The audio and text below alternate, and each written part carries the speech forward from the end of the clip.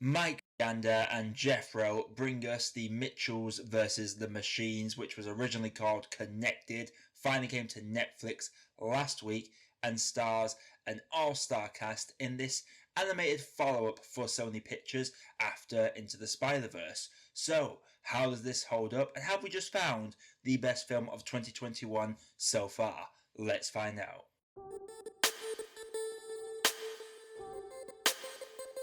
Katie Mitchell is a film buff that wants to go to film college, and on the day she is due to go to college, her father decides to take a road trip in order to rebuild the bonds for the family on her way to college. Lucky for her, then, that the world decided at that exact moment to be overtaken by sentient AI robots. So the whole plot is the Mitchells figuring out a way to save the world and reconnect as a family. So here I am back again.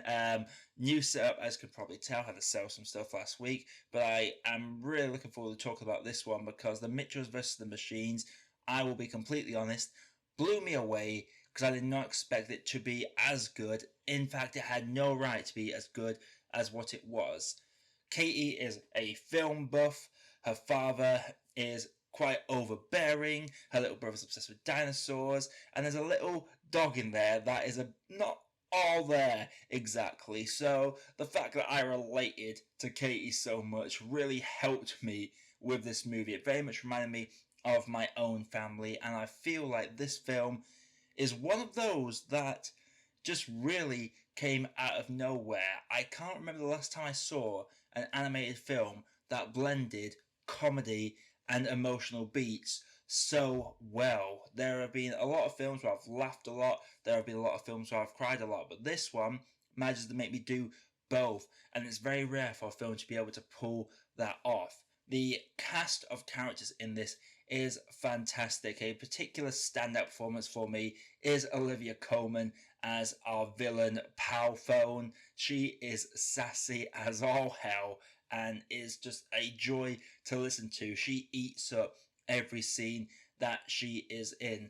But you can't take away from any of the voice performances here. Danny McBride, Abby Jacobson, they are all really solid in this one. This whole story is basically using the backdrop of the world ending due to our reliance on technology as a backdrop for this, at its core, family drama.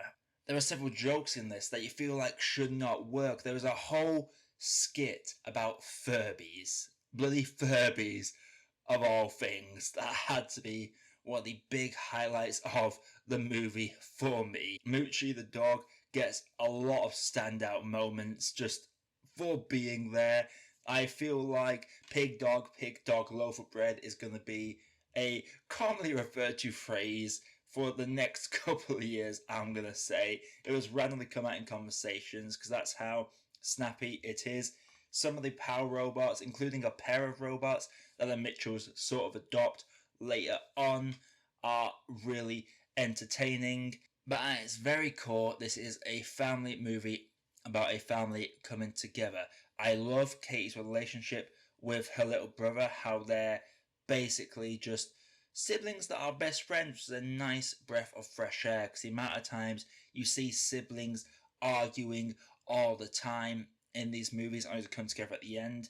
They don't do that in this one. Them two are very much a tight unit, right down to having a secret little handshake, and the mother and father characters are brilliant as well. The father oversteps his boundaries, but he means well, and Danny McBride again proves he can do the dramatic. Maya Rudolph, who plays the mom Linda, she goes through some of the tropes that you'd expect for any mom character in these sorts of movies, but the way the film manages to keep these tropes that you are expecting in the back of your mind, but manages to keep them fresh, is outstanding. I really enjoy this movie. The art style as well is just so vibrant and colourful. It blends 2D and 3D very well. You can tell this is going to be a Sony staple, where there'll just be little squiggles that appear on screen, similar to Spider-Verse. Spider-Verse it worked because it's based on a comic, so you felt like you were watching a visual comic the whole time.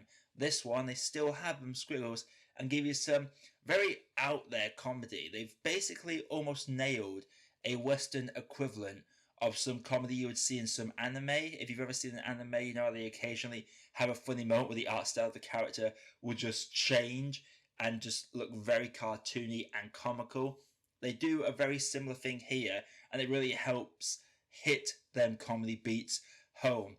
Some of the action set pieces are a joy to watch, and quite frankly, for a film nearly 2 hours long, I thought maybe it would overstay its welcome, but it really doesn't. It paces itself really well because it's a nice beginning, middle, and end.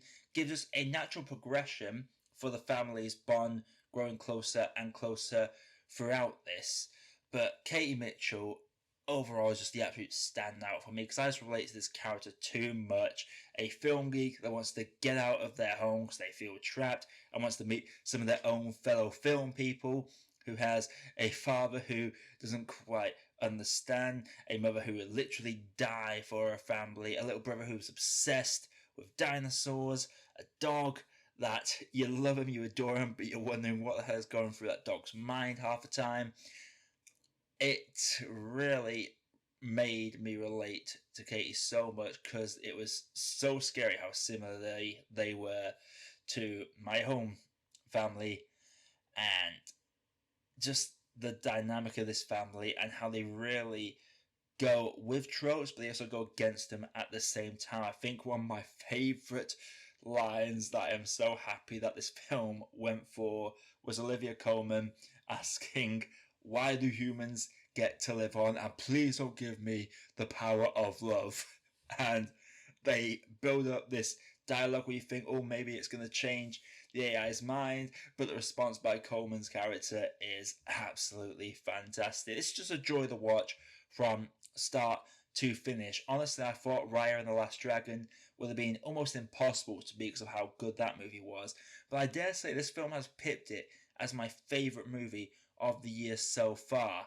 I would say that this has been a great year for animation purely based on these two films alone, and we're just getting started. We got Luca coming out in barely a month now, I believe. So animation's having a really strong start to 2021, and with movies coming back, I can't wait to see what comes next from Sony and animation in general. It's just such a shame that this movie did not get the chance to have a theatrical run because it works so well, and it's nice to see Sony Pictures officially throwing their hat into the ring for emotional animated films. While other animation studios, Pixar are the ones that give you the laughs and the emotion. But Sony have done it 2 films in a row now that have been nothing short of almost perfection. So overall, great performances from the cast. The story is very well done. The script is really tight. There is a lot of colourful characters featured in this. It balances comedy and drama so well. You will laugh till your sides splitting and you will be choking back onions towards the end as well. It was a big surprise to me from a film that was almost forgotten about, was called Connected, had a full title change. I thought it was going to be good, but nothing more than that, and I was so happy to be blown away and proven wrong. If you do like what I do on this channel, consider clicking on the like button and subscribing to the channel. I know it's been a while since I've uploaded. Like I said, personal issues kind of got in the way. New haircut, do apologise for how jarring that might look. And yeah, this is how my videos are going to look from this point onwards. Do let me know in the comments, like, basically how is the audio sounding, like how does the picture look, because I can't afford to get a new webcam, so I'm using the desktop one. So it's a thing I need to get over basically. But I have to also thank you guys because I've noticed my sub count has been growing very steadily since I last uploaded. I think I've gone up by 14 subscribers since my last upload, which is insane to me considering how slow this channel's growth has been until about a year ago. So I am very grateful for that, and if you are again new on this channel, do drop a like and be sure to leave a comment. Let me know what you thought of Mitchell's versus the Machines, because that really helps with the algorithm currently. But yeah, overall for me, I'm going to say that the Mitchells versus the Machines is a great cup of tea.